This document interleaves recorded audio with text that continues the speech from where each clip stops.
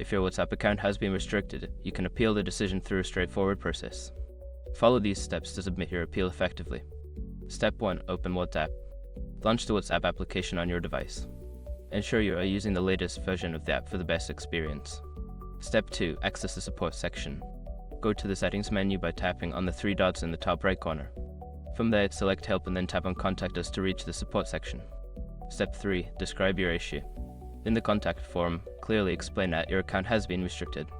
Provide any relevant details about your account and why you believe the restriction is unwarranted. Step 4. Submit your appeal. After filling out the form with your details and explanation, submit your appeal. Make sure to double check your information for accuracy before sending it. Step 5. Wait for a response. After submitting your appeal, be patient and wait for a response from WhatsApp support. They will review your case and get back to you via the email associated with your account. In conclusion, appealing an account restriction on WhatsApp is a simple process that requires you to provide clear information and wait for a response. Follow these steps to ensure your appeal is submitted correctly.